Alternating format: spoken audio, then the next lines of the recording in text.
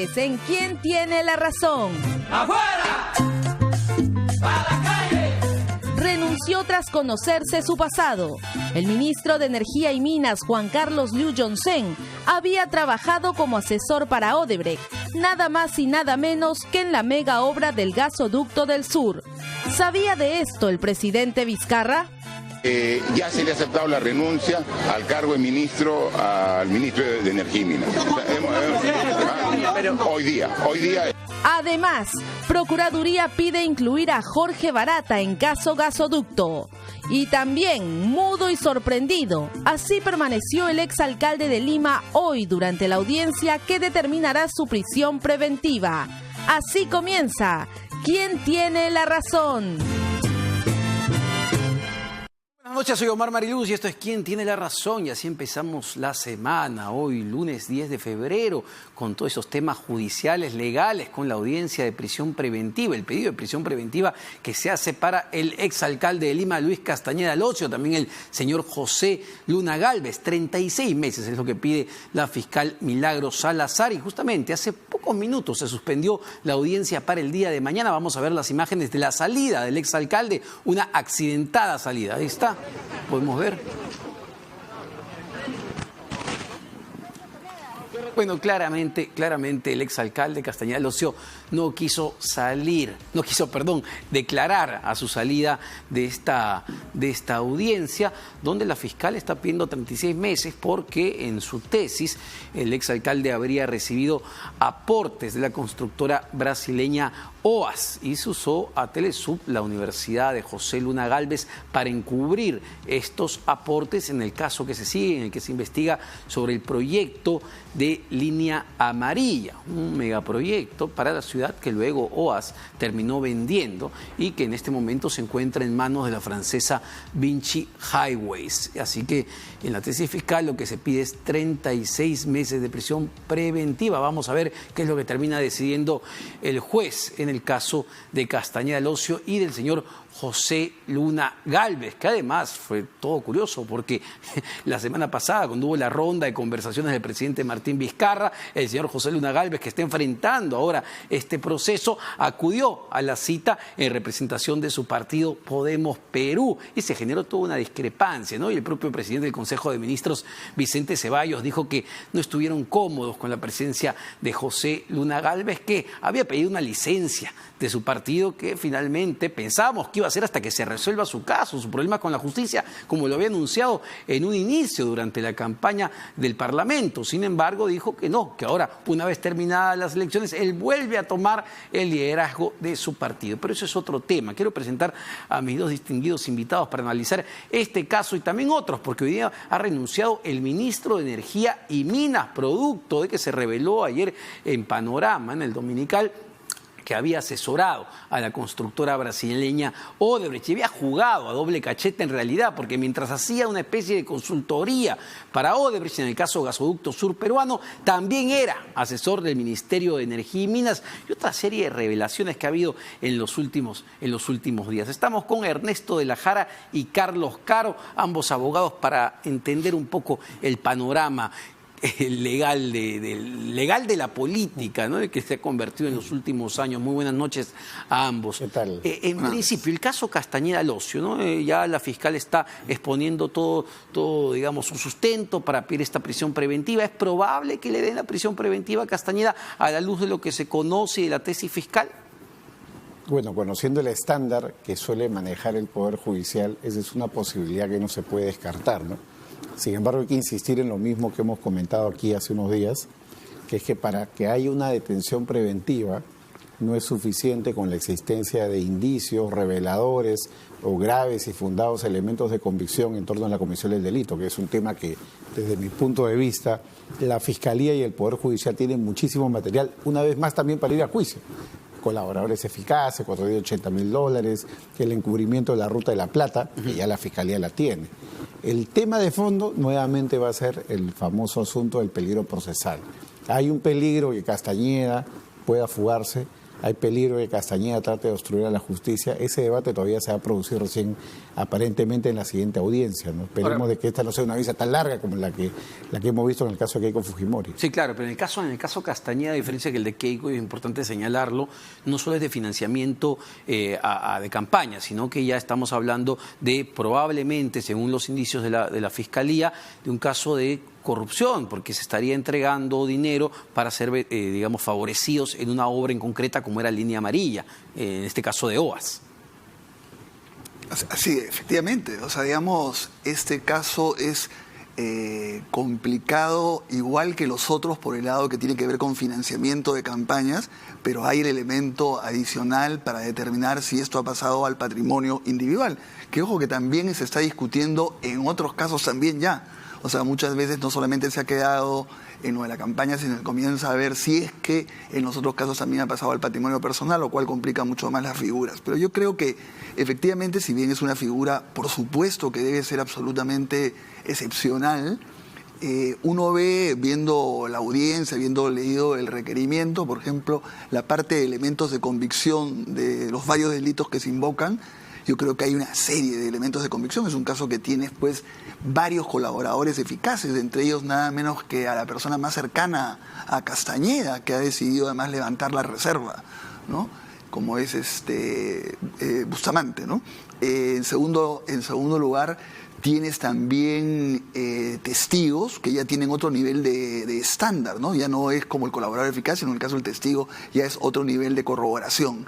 En tercer lugar, tienes WhatsApp, por ejemplo, los famosos WhatsApp, otra vez se discute qué validez tiene o no.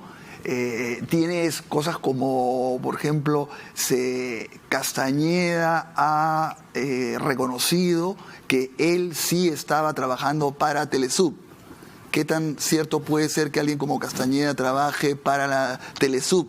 ¿No es cierto? Ahora veía el sustento del abogado. Pero como dice el doctor Caro, ¿no? Claro. Tenemos elementos importantes para ir a juicio y todo, pero la prisión preventiva como tal, es decir, en este momento Castañeda podría fugar, podría obstruir la justicia como tal, ¿se cumplen esos supuestos? Bueno, a ver, vamos a ver. En primer lugar, estamos hablando, una de las acusaciones e imputaciones es que hay una organización criminal, ¿no? Que nuevamente digo que a veces confunde, que no quiere decir esto que puede haber en otras situaciones sicarios, todo, pero no estamos hablando de eso, estamos hablando de una organización que actúa como estructura, con una permanencia en el tiempo y todo. Entonces, el solo hecho que estemos hablando de una organización criminal incrementa las posibilidades de fuga y de obstaculización.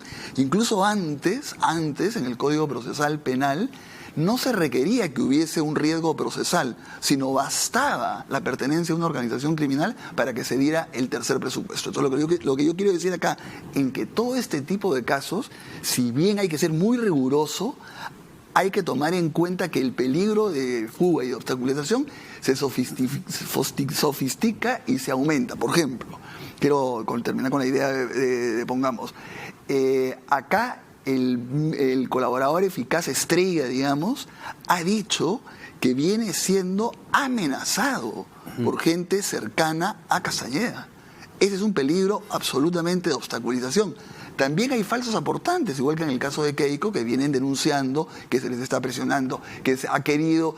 Todo ese tipo de cosas son peligros de obstaculización. No solamente es fuga, es uno u otro. Ahora, bueno, vamos a ver, en todo caso, la audiencia se retoma el día de mañana y vamos a ver cuál es el futuro del exalcalde de Lima. Hay que recordar, me parece importante hacer la anotación, que la otra exalcalde, la exalcaldesa Susana Villarán, se encuentra ya con una prisión preventiva también en este momento, vinculado a todo el tema también de entrega de dinero, de financiamiento por parte de la constructora brasileña Odebrecht. En este caso era Odebrecht, en el caso de Castañeda era Oasis. Y también es compleja su situación porque también era una autoridad al momento que recibe esta plata. Claro, y ahí puede estar, Omar, el punto de diferencia, ¿no? Un tema muy polémico y que se ha discutido en estos días, y he visto que en el segundo bloque va a estar el doctor Tomás Alain, el fiscal supremo. Claro, él tiene una opinión que tiene que ver con el hecho de que recibir plata siendo candidato per se no es delito, y la verdad que es algo que no es incorrecto como punto de partida, porque la ley penal, y ahí está el caso Curi Montesinos y la Convención Interamericana contra la Corrupción, han establecido que uno es funcionario público desde el momento en el que eres electo. Diferente es el caso de la señora Villarán, que habría recibido plata para la campaña de reelección, con lo cual ella ya era funcionaria pública, claro, con lo cual si eres funcionario público y estás gestionando contratos, tu situación es otra, por eso que ahí la imputación es por corrupción. En el otro caso, más bien la Fiscalía, como en el caso de Keiko, tiene que construir otra historia, ya no la historia de la función pública, sino la historia de ha recibido plata y de repente la has lavado. La discusión es cuál es el delito precedente. ¿Será tal vez un delito tributario, porque te has llevado la plata a tu casa? ¿Será tal vez fraude en la administración de personas jurídicas? No estoy diciendo que tiene que haber impunidad. Lo que estoy diciendo es que como corrupción no podría calificar la sola recepción de plata en campaña, porque de lo contrario tendríamos que considerar como funcionario público quien lo recibe. Diferente es que, oye, yo recibo el dinero ya habiendo sido electo, o en el cargo, o durante el ejercicio del cargo, recibo dinero para poder favorecer en alguna gestión de los contratos que pueda tener con la empresa. Claro, porque a ver, una empresa que colabora con un partido político, que colabora con un candidato, claramente espera algo a cambio, no colabora pues, no es gratis, por la cara, no es gratis, efectivamente. Claro. Esto no constituye ningún tipo de delito, pero si después se comprueba, por ejemplo, que esa empresa que recibió dinero fue favorecida con una obra. Bueno, en primer lugar, la especulación de usted, Omar, digamos, es lo que se ha comprobado en la práctica. Es que estas empresas que han donado a campañas a partidos, después han pedido que le paguen, ¿no es cierto? Han participado en obras absolutamente con licitaciones arregladas, con sobreprecios, con coimas, ¿no es cierto? O sea, eso ya se ha corroborado que es una modalidad de las empresas que aportan a los partidos. O sea, que no es una especulación. Esto es lo que ha ocurrido con todas las empresas brasileñas y con todas las empresas nacionales que se han acogido ya a la colaboración eficaz y que están pidiendo perdón tipo Graña Montero. Ahora, sobre lo del fiscal supremo, yo hasta lo que he entendido, no es que él dice, y que me parece más grave todavía, no es que el doctor Aladino Galvez dice, no es delito de corrupción dar plata a una empresa a una campaña, sino yo he entendido a cambio de una obra, o sea, con una expectativa de obra. Yo digo, entonces, ¿qué cosa es corrupción? Y además, yo sí creo, y será motivo que él lo pueda aclarar acá, además me parece especialmente grave que lo diga en el momento que se viene una serie de audiencias de prisión preventiva sobre ese tema. Es decir, que se pronuncie un poco a favor de los que están siendo investigados por corrupción, por lavado de activos, por criminalidad organizada, en ese momento, y en segundo lugar, ataque a los fiscales, al equipo especial que está justamente combatiendo la corrupción. Esto se da en simultáneo.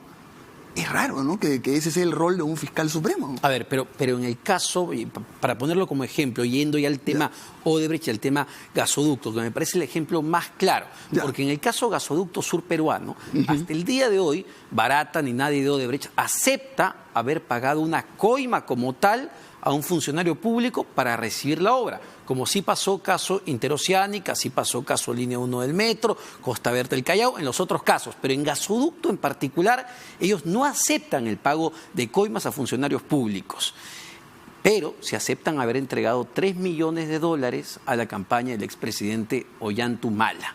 Es decir, la Fiscalía, y esto es lo complejo, ¿no?, de todo el asunto, la Fiscalía va a poder demostrar, el equipo especial de Lavallato va a poder demostrar que efectivamente ese financiamiento que se hizo en etapa electoral, en etapa de campaña, tuvo que ver con la entrega de la concesión, porque no hay una declaración de entrega de soborno como tal.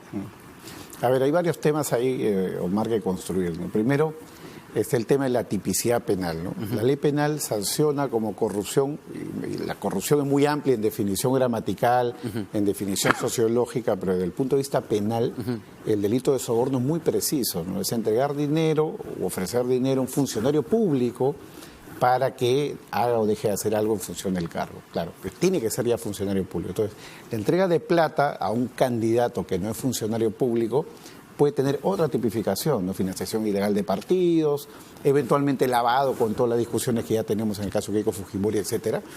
Pero entregar una plata en campaña, en el caso de Humala y Heredia, les ha costado la prisión preventiva y el proceso por lavado. Pero en el caso, por ejemplo, de Gasoducto Sur Peruano, no hay una imputación por corrupción. Y no la hay porque, en verdad, y yo coincido con Ernesto de que puede ser preocupante, pero ahí tenemos, yo creo que, dos vacíos legislativos. Tarea para los siguientes congresos. Primero, acá en el Perú debería tipificarse como en otros países, por ejemplo Alemania, la entrega de dinero al funcionario o la promesa por el solo hecho de ser funcionario, sin necesidad de probar que existe ese sinalagma, no doy para que me des. Pruebo de que simplemente te echo un favor de naturaleza económica, patrimonial, un beneficio, y el delito está cometido. No tengo que probar el sinalagma, que siempre es lo más difícil. Bueno, yo recibí, pero a ver, pruébame a cambio de qué lo hice. Y lo segundo tiene que ver con estos vacíos legislativos en torno al precandidato que luego es funcionario público y entrega, digamos, una obra. Y hay una discusión dogmática muy fuerte, pero como discusión para una reforma legislativa. Yo creo que eso es algo que está sobre la mesa, y en este caso, Gasoducto Sur Peruano, efectivamente la empresa dice, hay dos versiones, ¿no? Primero la del equipo especial que dice que hay una aceptación de culpabilidad, no sabemos en qué términos, eso no se ha conocido. ¿En qué términos? Claro, no se ha conocido si ellos han dicho, no, yo he pagado a funcionarios, pero por otro lado está la declaración de Odebrecht que dice, yo he pagado a particulares, ahí están los codinomes Magali, French, Conquistador, pero no he hecho pagos a funcionarios públicos, a diferencia, como tú bien has dicho, del caso Toledo, donde se le paga siendo presidente, o el caso, digamos, del tren, donde se le paga a García siendo presidente. Entonces, ahí hay una distinción que hacer, y yo creo que en este caso, más bien, la discusión dentro del proceso, más que por corrupción, me refiero al caso de Gasoducto, va a ser por otros delitos que no demandan probar pagos, sino demandan, por ejemplo, probar que ha habido un favorecimiento a particulares, tipo tráfico de influencias, negociación incompatible o incluso colusión desleal, ¿no? Hay que recordar que el caso de Gasoducto tiene dos procesos, uno antiguo y uno nuevo. En el antiguo ya hay una acusación. Y hay una acusación por colusión desleal, pero nunca por coima, sino por colusión desleal. ¿Qué es colusión desleal? Colusión desleal implica que en la negociación pública se favorece al particular. El funcionario público no negocia bien a favor del Estado y se favorece al particular. Esa es la imputación. Pero no se prueba que haya habido coima o corrupción. Curiosamente, la pena incluso es más grave, porque la pena puede llegar a 15 años. Mientras la corrupción la pena tiene 8, la pena prevista para colusión puede ser hasta 15. Ahora, a ver, entonces nos hemos puesto de acuerdo que si hay un delito en lo de Gasoducto, lo que estamos discutiendo es qué tipo de delito, porque si es que Odebrecht, por ejemplo, no reconoce su culpabilidad en el pago de coimas a funcionarios públicos, estamos en un determinado tipo de delito. Si es a funcionarios públicos, a otro. Pero ojo, en ambos casos hay un delito, porque no es cualquier cosa tampoco. Tú has coimeado al gerente de la empresa que está compitiendo contigo, al abogado, a los privados. Es también parte de una corrupción muy importante que va a tener que tomarse en cuenta, por ejemplo, para lo del CIADI. Ahora, en segundo lugar, no sabemos bien, por eso es que los fiscales han hecho bien a decir, yo quiero ver exactamente, informalmente, la demanda, la solicitud que han presentado al CIADI, y vamos a ver si corresponde al nivel de reconocimiento de culpabilidad en la colaboración eficaz. Entonces vamos a ver qué tipo reconoce o no. Y en segundo lugar, en este caso no estamos hablando de un solo colaborador eficaz, porque estamos hablando, por ejemplo, de Graña y Montero.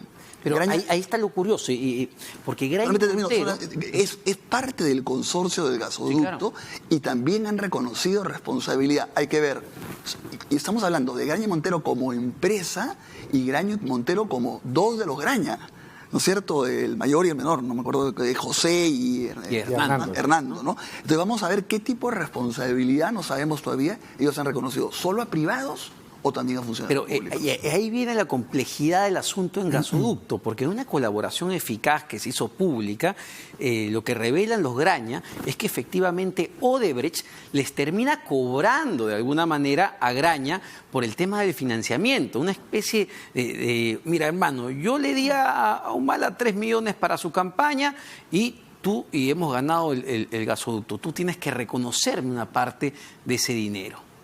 Pero nuevamente, estamos hablando de financiamiento antes de que el presidente Humala fuese presidente. Claro, pero el tema es aún más complejo, porque hay que recordar que en la licitación no participa Graña y Montero. Graña y Montero sale de la licitación. Claro. Según las versiones periodísticas, en las colaboraciones eficaces se dice que Nadine Heredia no los quería porque ellos eran parte del Grupo del Comercio, y como el Grupo del Comercio tenía una oposición muy fuerte al régimen de Humala, entonces ellos no podían ser favorecidos. Entonces, según la versión que se ha conocido periodísticamente, Barata le dice a los señores Graña, ¿saben qué, señores?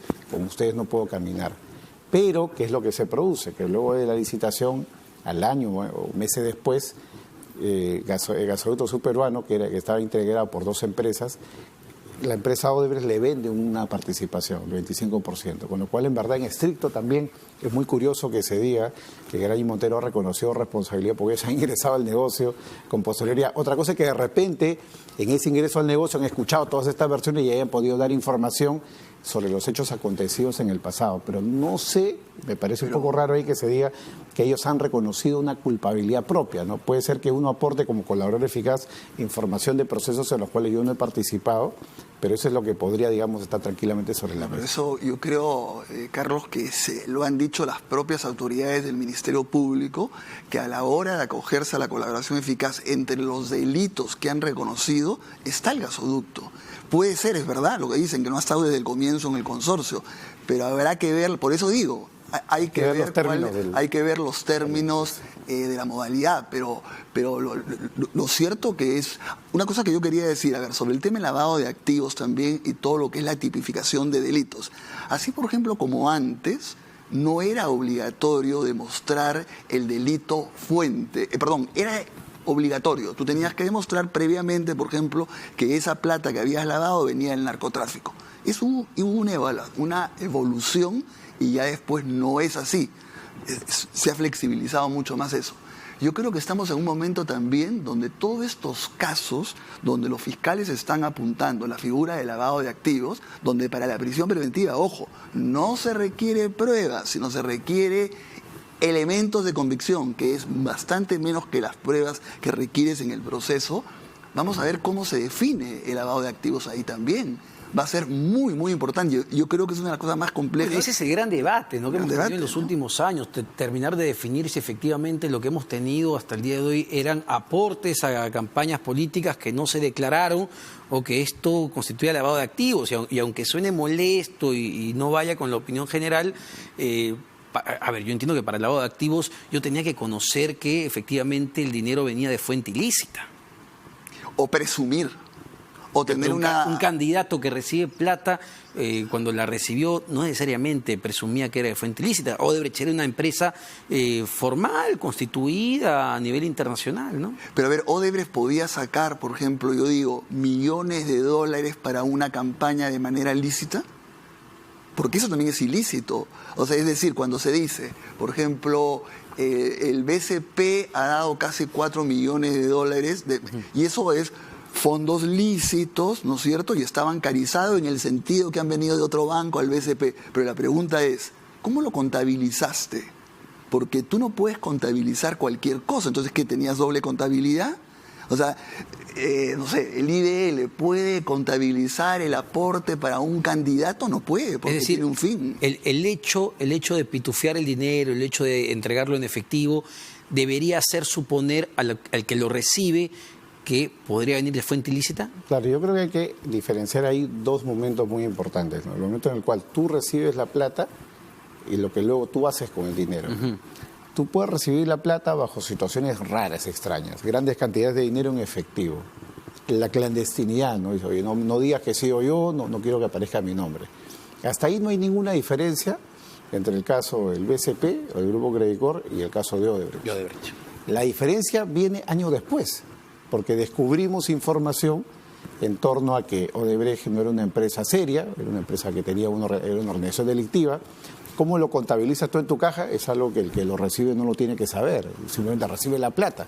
Entonces ahí yo creo que está el punto de inflexión. ¿Qué pasaría si acá 5 años descubriéramos que algunos de estos empresarios que han aportado a la campaña de Fujimori tenían una organización criminal?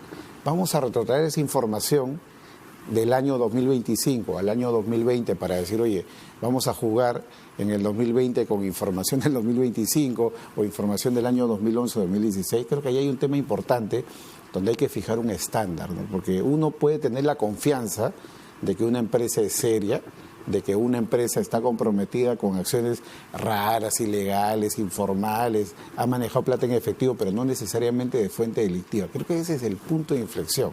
Y lo segundo, lo que tú mencionas, de qué hago con la plata a futuro, ¿no? Si la pitufeo, es por 1000 motivos. Quiero ocultar el origen, que puede ser delictivo. Quiero ocultar el origen porque simplemente no quiero que nadie sepa que yo he recibido plata por lo bajo. O quiero ocultar el origen porque la plata que sobre me la llevo a mi casa. Es decir, quiero yo vivir de eso, quiero tener eso. Que podría ser un delito. Fuente, claro, que podría ser de por sí Eso podría ser ya evasión tributaria, que es un delito, según el decreto legislativo 813, o podría ser fraude en la administración de personas jurídicas. Pues si la plata tendría que entrar a la organización y me la llevo a mi casa, estoy defraudando los fines de la organización. O sea, el panorama es muy amplio, ¿no? Como para cerrarlo en una sola hipótesis. Una última pregunta para que no se me vaya lo del tema del ministro que renunció hoy y lo que vimos ayer en Panorama, ¿no? Que jugaba doble cachete, es decir, le hacía un informe con su consultora a Odebrecht, además asesoraba al Ministerio de Energía y Minas. ¿Frente a qué estamos? Dado que ya se convirtió en un funcionario de altísimo nivel, en un sector sumamente sensible. Él debió decirle al presidente que tenía, digamos, estos negocios con Odebrecht, estas contrataciones con Odebrecht. Yo creo que por supuesto, y a mí me parece gravísimo lo que se ha descubierto, en el sentido, y me parece por supuesto perfecto que no haya permanecido ni un minuto más en el cargo, pero yo creo que no es suficiente. Yo creo que ahí también tiene que responder el presidente Vizcarra. Yo estoy a favor de una serie de cosas que ha hecho el presidente Vizcarra, pero frente a esto, siendo su amigo que no sabía nada, no averiguó, en todo caso cometió un error gravísimo en una situación tan, digamos, vulnerable para todo y donde hay tanta susceptibilidad, no preocuparte por lo menos que una persona no ha trabajado o no ha asesorado a Odebrecht. Ahora, otro dato que tiene que ver con esto es que a partir de la denuncia que hizo Odebrecht ante CEADI, lo que ha hecho la Procuraduría el día de hoy es pedir a la Fiscalía que incluya a los exdirectivos de Odebrecht también ya en la etapa de la investigación. Pero, digamos, esto nos fortalece en una posición o un eventual arbitraje internacional, porque más parece una respuesta rápida, eufórica, una reacción de la Procuraduría y quizá no nos favorezca mucho ya en un tribunal arbitral donde lo que se ve son hechos. Claro, yo Omar, creo que ahí hay que establecer una distancia muy clara entre lo que es el arbitraje de lo que es el caso penal peruano. Perú tiene sus reglas, código penal, constitución. El arbitraje tiene un convenio en el cual las partes están por igual. Entonces, el arbitraje tiene que ser administrado por una comisión que es el CICRESI, claro. Que tiene además una comisión especial que lidera el MEF, y todo el mundo dice, ¿por qué guardan silencio? Guardan silencio porque son las leyes del arbitraje. La regulación del arbitraje le impide a la parte procesal, en este caso al Ministerio de Economía, al Estado peruano, salir a declarar. De modo que todas estas declaraciones, presidente de la República, ministro de Justicia, fiscales, procuradores, esa información que va a ser explotada por las partes dentro del proceso arbitral. Entonces, yo diría de que hay que guardar mucha prudencia en relación a la información que fluye en torno al arbitraje, porque, por ejemplo, no sería bien visto el Estado peruano si aparecen este tipo de acciones como meter a estas personas que han cometido presuntos delitos en el proceso con la finalidad de que retiren su acción ante el arbitraje, porque están ya atentando, digamos, propiamente contra la institución del arbitraje. Ojo que el tribunal no es inmune a las cuestiones de corrupción, ya se ha mencionado en varios foros, sí, claro. El tema del caso Luchetti, donde curiosamente sí, el tribunal se inhibe de la competencia, pero no porque haya un caso de corrupción, ellos no han prejuzgado la corrupción, simplemente que los que son árbitros cuidan mucho su prestigio, cuidan mucho su posición y siempre pueden encontrar un ángulo formal para decir soy competente para el caso, no soy competente, te doy la razón o no te doy la razón. Pero digamos, no es propiamente el espacio para discutir si hay corrupción o no. Ningún tribunal internacional se va a pronunciar sobre eso. Lo puede tener en cuenta como marco general, inclinar la balanza para un lugar o para otro. Pero creo que hay que tener cuidado de que eso lo siga administrando la Comisión del Solamente para decirlo rápidamente, lo que pasa también es que lo que estarían haciendo los fiscales, si es que incorporan a Odebrecht en este caso del gasoducto, es cumpliendo la ley, porque la ley protege a Odebrecht de los casos que ha reconocido culpabilidad. Entonces, si Odebrecht dice no reconozco culpabilidad en el caso del gasoducto, le corresponde al fiscal incorporarlo en la investigación. No es que sería una venganza, sino si no lo ha incorporado es por lo otro.